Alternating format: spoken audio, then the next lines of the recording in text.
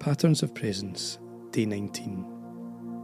Mark 6, verse 48 and 49. Jesus saw the disciples straining at the oars because the wind was against them. Shortly before dawn, he went out to them, walking on the lake. There are times when we can feel just like the disciples in this verse. We're stuck in a hiatus. Life is against us, and we can't see a way out, let alone a way forward. In these moments, we must never forget the truth of Hebrews. Jesus is one who was tempted in every way just as we are, and he sympathises with us in our weakness. In other words, he knows, he understands, and he gets it. And the thing about sympathy is that it's not merely a register in our minds that someone is navigating something hard. It comes not just with understanding, but with feeling as well. Jesus is one who sympathises with us in moments of weakness and struggle, which means that he not only sees and knows, but he feels towards us too. His understanding is accompanied with compassion. And here's the thing about the compassion of Christ. The compassion of Christ is not passive, it's active. Time and time again through the Gospels, we read of the compassion of Jesus moving him to act. Every miracle, every supernatural demonstration, every divine act of God is fueled by the compassion of Christ. He sees people in their distress, in their sickness, in their bondage, in their struggle, in their grief. He sees them and he knows what they're feeling. He understands it, he gets it. But as well as that, he feels. It doesn't just register in his mind, it strikes a chord in his heart as well. It invokes this deep feeling of compassion. And every time it's recorded that Jesus felt, that Jesus was moved, every time we're told that his compassion is stirred, well, his compassion immediately sparks a miracle, ministry, or interaction. His compassion releases healing. His compassion announces deliverance. His compassion commands forgiveness. It banishes darkness. It soothes grief. The compassion of Christ is not passive, it's active. Jesus sees the disciples straining at the oars in Mark chapter 6. He sees, he knows, he understands, and straight away we see that his knowledge stirs his compassion into action. The Gospels say he saw the disciples straining at the oars because the wind was against them. Shortly before dawn, he went out to them, walking on the lake. As the disciples struggle in their storm and hiatus, Jesus doesn't passively sit back and watch how it unfolds. He doesn't sit abstract in his knowledge and aloof in his divine understanding. His compassion releases action. He went out to them. He went after them. The compassionate Christ pursued them. He walked into their struggle. He came to where they were. He could have just spoken a word and the whole storm thing would have lifted.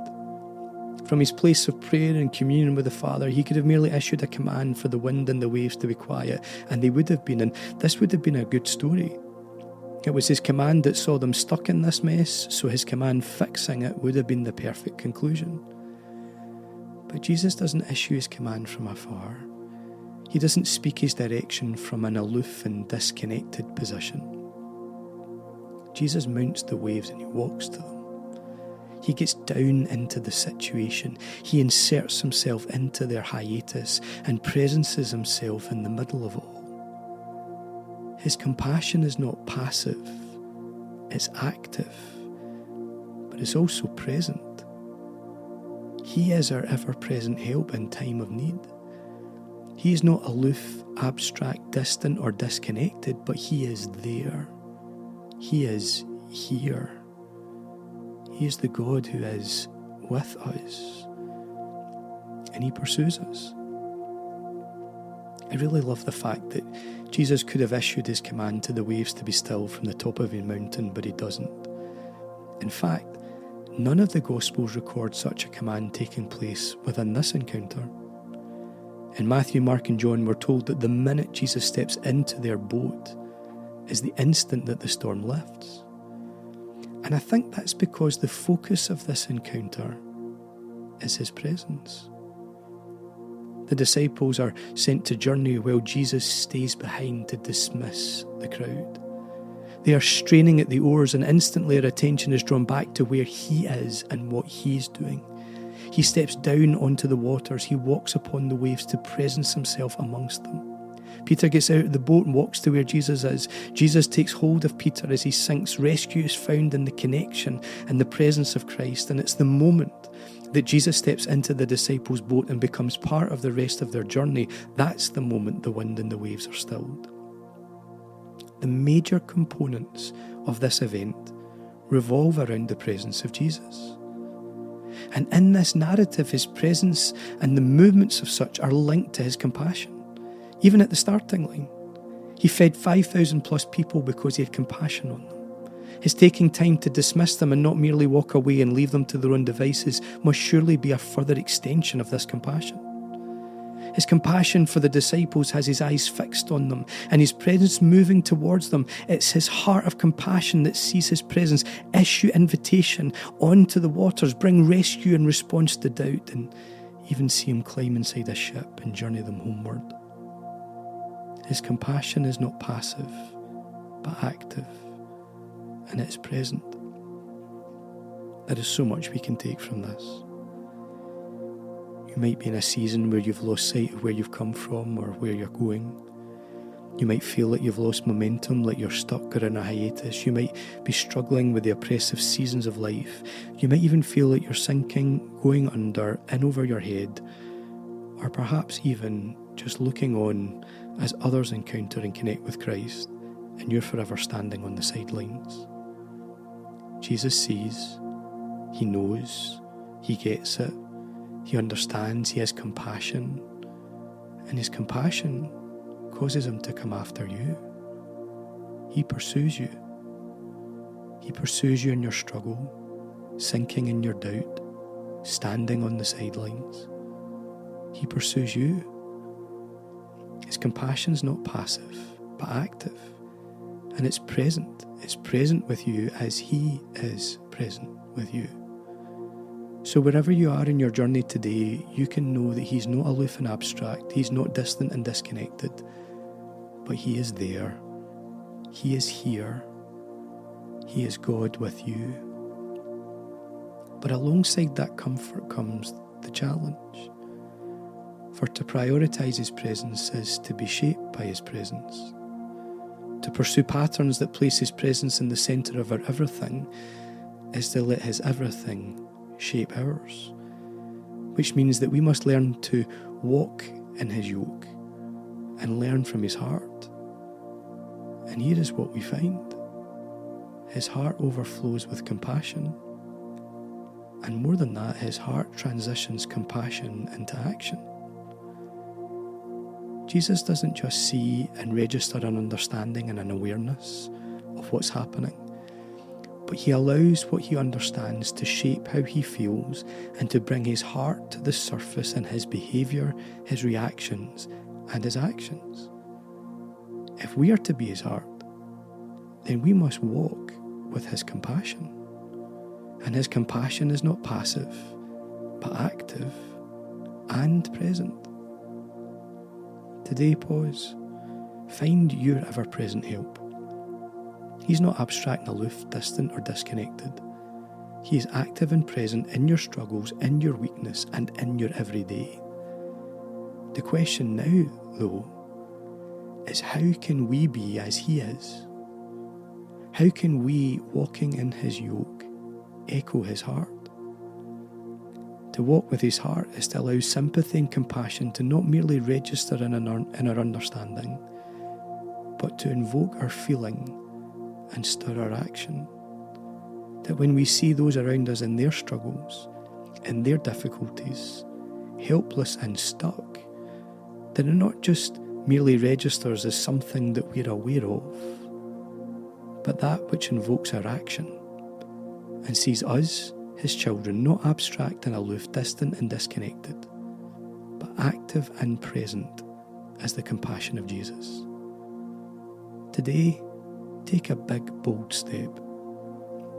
Be the compassion of Jesus in your world today. Step up, step out, step into your world and surroundings and the environments around you, and pray a big, bold prayer. Ask Him to create the opportunity for you to be His compassion in someone else's world today. When we begin to walk with His heart, and we begin to touch that which is on His heart, we begin to encounter His heart. It could just be that our biggest encounter with Jesus that we can have in our today is to help someone else have an encounter with Him in their today. Be the heart of Jesus where you are. I am the outcast leper, falling helpless to my knees. You are the one who would touch me.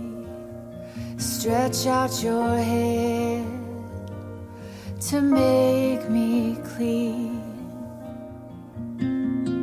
I am the bleeding woman, desperate reaching for your rose. You are the one who stops for me. You call me daughter and make me whole. Jesus, full of compassion, with love for the broken, beating in your heart, beating in your heart.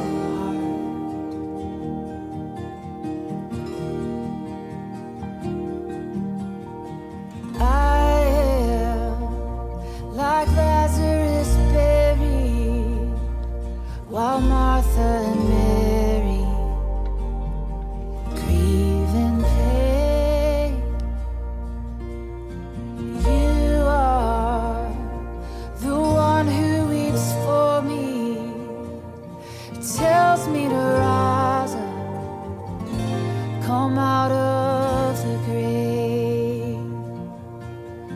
Jesus, full of compassion, with love for the broken, beating in your heart, beating in your heart.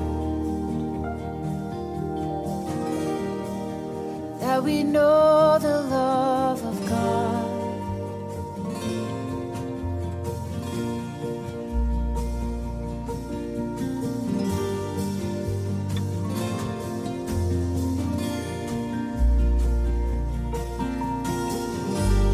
I am the haunted man in the graveyard. I am the woman awaiting the stone. I am the prodigal son. You're like the father who runs, wraps me in love and carries me home. I am the crowd that called for Barabbas. I am Peter denying your name. You take my cross and my death. You give me life instead. Your mercy is speaking right into my shame. Jesus, full of compassion, with love for the broken, beating in your heart, beating in your heart. That we know the love of God. that we know the love of God, that we know the love of God, that we know the love